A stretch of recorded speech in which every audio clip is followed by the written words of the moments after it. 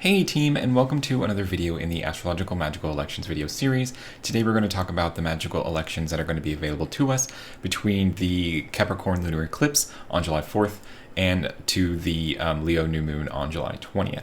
So unfortunately there's not really a whole lot to talk about. There's really only one electional opportunity through this 2-week period, but kind of interestingly, the 3 places that I normally scrutinize, the 3 locations for electional opportunities, will all be able to use this one. So that's kind of a fun thing, a fun bonus. So let's do that. But we're not just going to talk about this one election since there is only one. We're going to cover that real fast, and then we're going to kind of talk about something else as well. So stay tuned for that. So let's go ahead and jump into our electional chart for this 2-week period, and that is for an Aldebaran fixed star talisman. And Aldebaran is one of those stars that is a little bit more difficult to get a talisman opportunity for because it only has one planet that it has associated with its planetary nature, that being Mars. Usually the stars will have 2, so you kind of have 2 options to shoot for, but with Aldebaran, it's one of the ones that only has 1, so it kind of gets a little bit more complicated, a little bit more exact in its requirements. So thankfully we have that going on here for this 2-week period, and our election, this is going to be for the North American continent, is for July 16th, somewhere around kind of mid-morning. It's about 10:20 in the morning on my time, and here we have the moon at 5 degrees Gemini applying to the conjunction of the fixed star Aldebaran, which is at like 10 degrees Gemini in 1 minute. So here I've got the midheaven to 9 degrees and 58 minutes, but you can definitely kind of move that forward a minute or so to get 10 degrees of Gemini on the midheaven. That's perfectly fine. The moon applies to that, and then at the same time the moon is applying a sextile to Mars in Aries, so kind of clicks all your boxes of what you need. So Aldebaran talismans are primarily used either for wealth and financial gain or for career advancement. The texts say Aldebaran is a star used for riches and honors. So either of those things, or you can use it together, sort of like, for career advancement into a higher paying position, that kind of a thing. Or you can use it, just for more career opportunities or for more financial success or opportunities, or, help for investments or anything like that. That's really great applications for Aldebaran talismans. That same chart, but now the Western Europe equivalent, is going to have, instead of the moon on the midheaven, the moon on the ascendant. Here we have the moon kind of like right smack on top of Aldebaran, conjoin the ascendant at 10 degrees and 1 minute, and that's what you're looking for. That's what you need. You want it as close to that as you possibly can, while the moon is still making that sextile aspect to Mars, the planet who is said to be of the nature of Aldebaran. So that same connection there, and you're going to have this Venus in the first house, kind of the same thing with the previous chart also, but this time had Venus in the 10th house, conjoined the star almost. Here we have Venus on the ascendant, and I actually kind of really like this connection. There's kind of this conversation that has to happen a lot of times with kind of fixed star talismans, where you generally want that similitude between the star and the planet that's of its nature. That's why we aim for that. That's why we want, a Mars connection in this situation instead of anybody else. But there are some stars that I would kind of consider to be a little bit more rough or a little bit harder to handle or to kind of be friends with, to where maybe you don't necessarily want to double down on that, planetary similitude, especially if it is related to a malefic planet. So like Aldebaran or Antares, which are a bit more forceful, a bit more martial, and kind of have, a bit of an edge, a bit of an edge on them. So for that, you might actually want to go and utilize or bring in like a softer influence like this Venus, which is conjoined the moon and close to conjoining the star. That might be a good option for it. Another example would be like Algol talismans, which are, of course, known for being very offensively oriented and a little bit difficult to handle, and kind of lashing out. That might be another one where that like exact similitude, that aspect, or bringing in that Saturn or Mars energy might not necessarily be the best for the best for the practitioner, even though the star will really like it. So for that, you might also want to kind of weave in a softer influence somehow, either, an angular benefic, or the moon, being in aspect with benefic, something like that. With other stars, you would generally try to keep that similitude as close and pure as possible, and you wouldn't really want a lot of the other planets to interfere with that as much as you could help it. But with these bit more aggressive, a bit more difficult stars, it might be a good idea to weave into it that softer influence as much as you can, at least until you kind of get a better handle on it and see how that energy is going to affect you, whether or not it agrees with you or anything like that. So something to keep in mind there. And so that same chart, but now set in Australia, is going to have a very similar setup to the Western European chart, where instead of the moon's on the midheaven like it was in North America, it's going to be on the ascendant as well. Here, the moon is applying to Aldebaran at 10 degrees of Gemini with 10 degrees Gemini on the ascendant.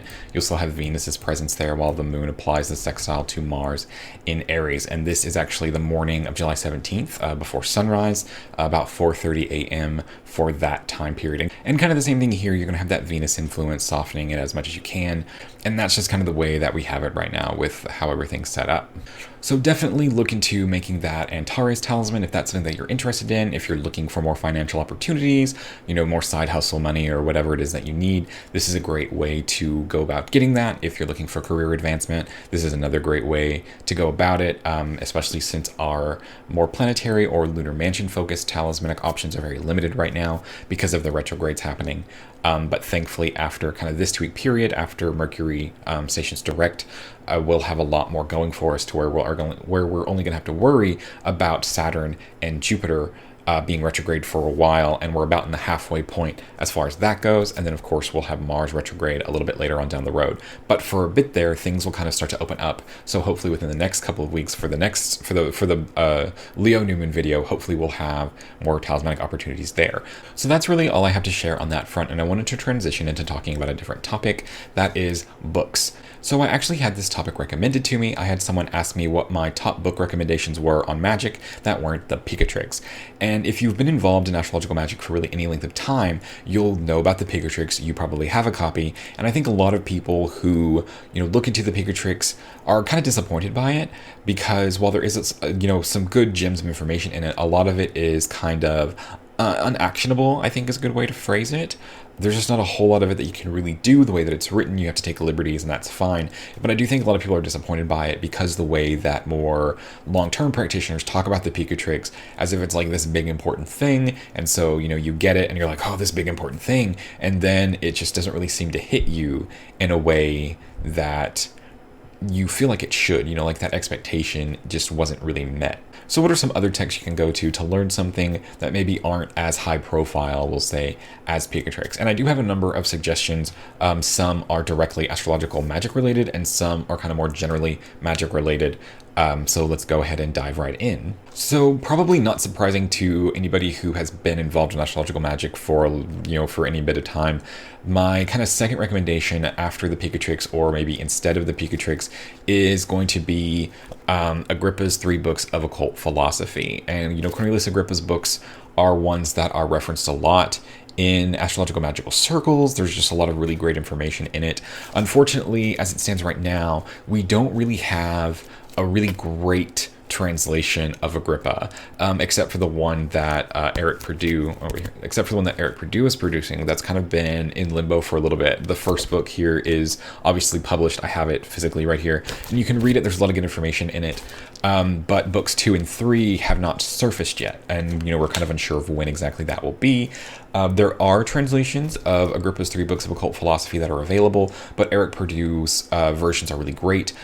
He is an astrologer. He knows, astrological magic. It's just a really good person to kind of run Agrippa's translation through, whereas, previous translations were not translated by people who were involved in astrology. So some of that information or that terminology is kind of lost on them. And so it kind of creates this weird transmission barrier between, that translation and a modern day reader. So definitely recommend, getting the first book of Agrippa's 3 books of occult philosophy translated by Mr. Purdue, but we kind of have to wait, and we don't know how long we're necessarily going to have to wait until then. So because of that, my kind of follow-up recommendation would be Francis Barrett's The Magus. And this is a book that I think a lot of people kind of don't really appreciate or don't really like a whole lot, but I really got a lot out of it. I thought it was very interesting. And the reason why I recommend it kind of, instead of or in lieu of Agrippa's 3 books of occult philosophy is actually kind of, I think, the reason why a lot of people don't like it. And it's because there are actually decently large sections in the book that are basically lifted right out of Agrippa's 3 books of occult philosophy. So this is another really great method to, access the Agrippa material that hasn't quite been translated in a way that astrologers will really appreciate or be able to utilize very heavily. There is a lot of other material in the Magus that is more, unique to Francis Barrett. So it's not like it's all just a one big carbon copy of Agrippa's 3 Books of Occult Philosophy, but a decent amount is. So I think that's why a lot of people don't like it. But right now we don't really have that. So this is a really good text to go to. Another really great text on astrology and magic is actually Marsilio Ficino's 3 Books on Life, and this one has actually been reprinted recently to where, a lot of people have more access to it. It's much more accessible. Before, to be able to get a copy of it, you have to pay like $300. I actually don't have a physical copy of this one. I have an electronic copy.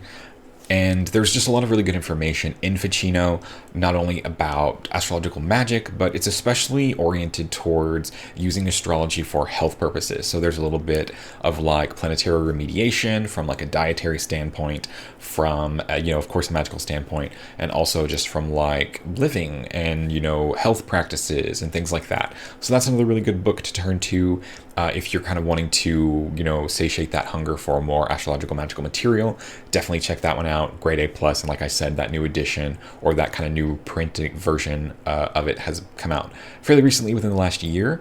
So definitely check it out while it's still around before it kind of goes back into the vault. But hopefully it'll be around, for a while now with this new run out.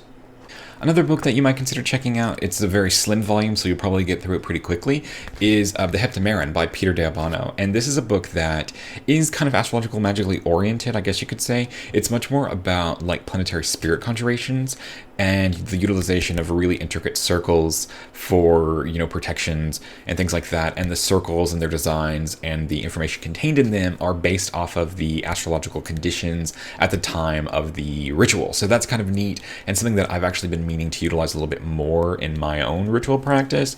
But I haven't kind of like sat down in Photoshop long enough to make all of these and their different variations to be able to do it. But there's a lot of really interesting information in it if you're kind of a little bit more coming from like the hermetic ritual magic angle. This will probably be more helpful to you because of its emphasis on these circles and things like that. But if you're not, you might just kind of see it as like an additional thing that you don't really like want or need to do. But for some of you, you might get a good kick out of it. Like I said, I enjoyed it. It's a very slim volume, very tiny.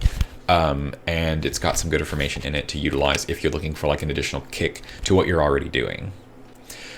Here we're going to move into a little bit more contemporaneous titles. All the books that I had mentioned, kind of before are not contemporaneous, from being, at least several hundred years old. But now we're going to move into books that have been written much more recently. Not all of these are astrological per se. And the first book that I really enjoyed was The Cunning Man's Handbook. This is a book about folk magical practices in England from 1550 to 1900, I forgot the dates. This book is more of like an historical overview of magical practices, particularly folk magical practices between these time periods, and I found it really fascinating. It's not like a technical manual. It doesn't sit down and like teach you the different things that the people do, but they go into enough detail about what's happening to where you can basically just do it based on their descriptions. And like obviously you're always going to kind of wrestle with the fact that you might be missing out on some pieces of information or anything like that, but it was a really fascinating read. I really enjoyed it, and it does have a couple of big sections on astrology, on astrological magic, and on kind of the conjunction or utilization of astrology in folk magic. So definitely recommend picking this one up. It's a really great read. It's a bit thicker than some of the other books, but worth it. And it's also like really tiny print. I don't know if you can see it, but it's like super tiny print, which is a thing. So my next book recommendation is actually kind of my favorite non-astrological book about astrology, which is kind of like a weird thing to say. But I recommend this book to everybody who I can kind of talk to, anybody that will sit still long enough for me to recommend a book to them. And that book is Influences, Art, Optics, and Astrology in the Italian Renaissance. And anybody who's known me for the past couple of years since I picked up this book saw this one coming a mile away. But this is a really interesting book. It's written by somebody who is not an astrologer, but is an art history professor. And she goes into a lot of really great detail about really specific methods of astrological magic based on painting and art and imagery in art and painting, and using that as like astrological talismanic powers.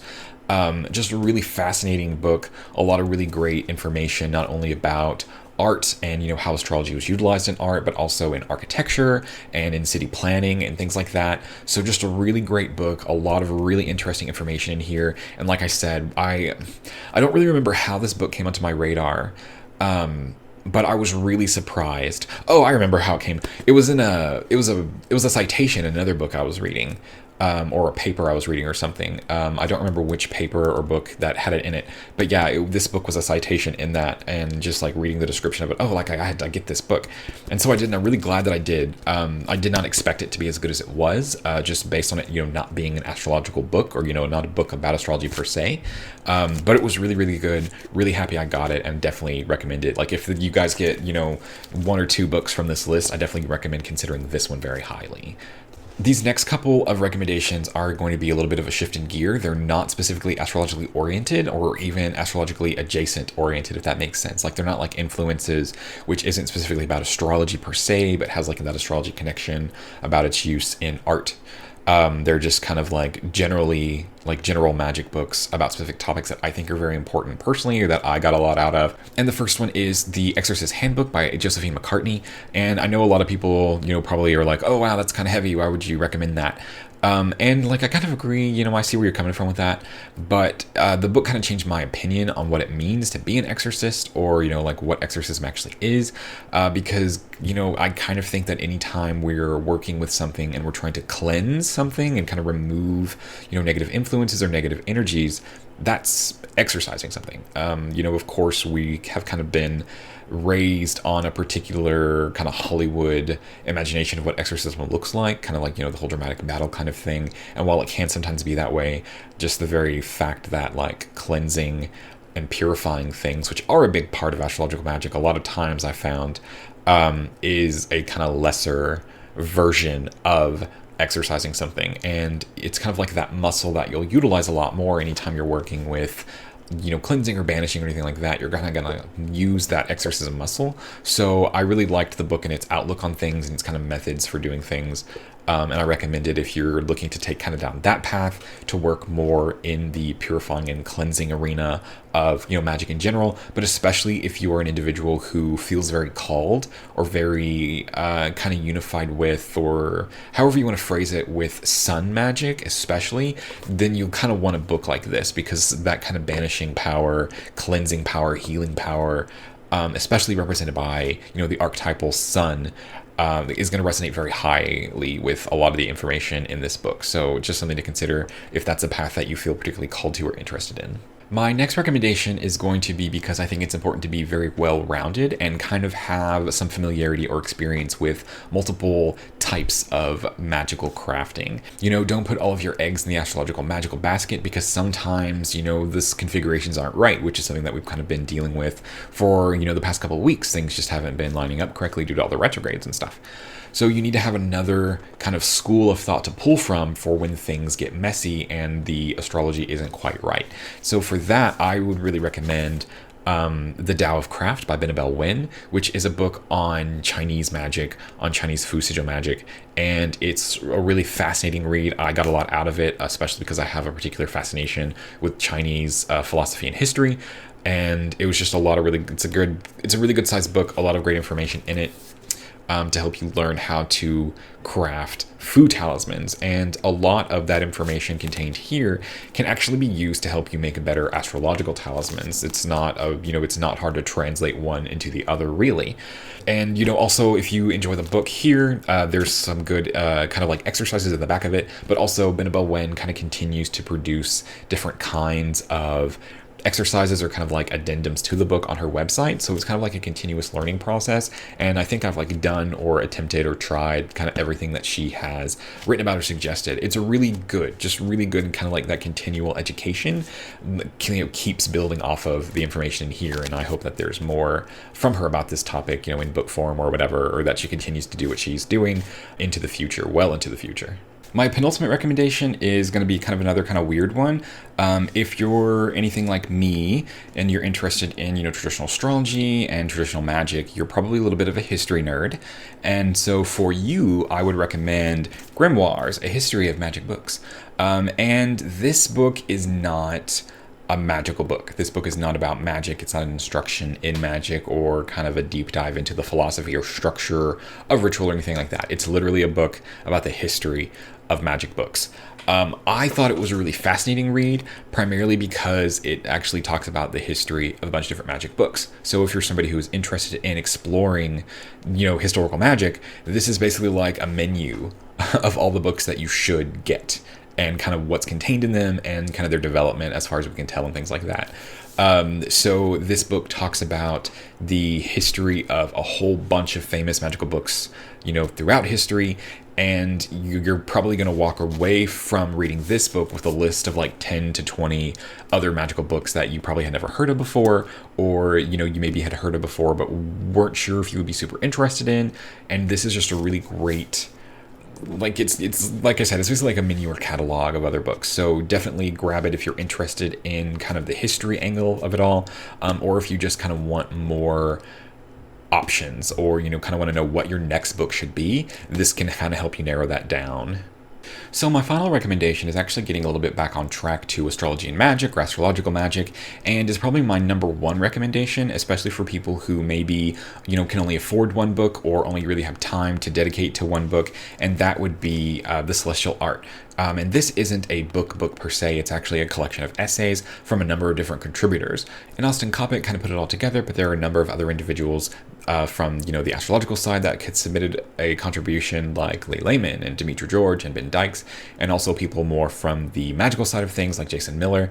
And just all of the essays are really high quality, and they're very diverse in their subject matter. So there's going to be something in here for everybody, even if not each of the essays kind of answers to you or hits you where you need. There will be at least one or two that you really walk away with something that you maybe didn't think about before or think about in that way. So I definitely recommend this book, especially, like I said, if you only, have the money or time for one book, or, nothing quite hits you like, oh, I need to pick that one up. There's going to be something here for everybody. This book will not let you down. So there you have it, folks. I think that was like my top 12 book recommendations on magic or astrological magic. Hopefully there was something in that list that you are interested in or you feel like compelled to check out. Definitely, they're all really great reads for their own different ways, even if not all of them are 100% kind of instructional in astrology and magic. Sometimes it's good to kind of take that step back and explore things from a more historical or philosophical standpoint. At least that's something that I get a big kick out of. Hopefully the skies kind of clear up soon and we are kind of back on track for a lot better, a lot more high quality astrological magical elections coming up, and I will see everybody on the Leo new moon.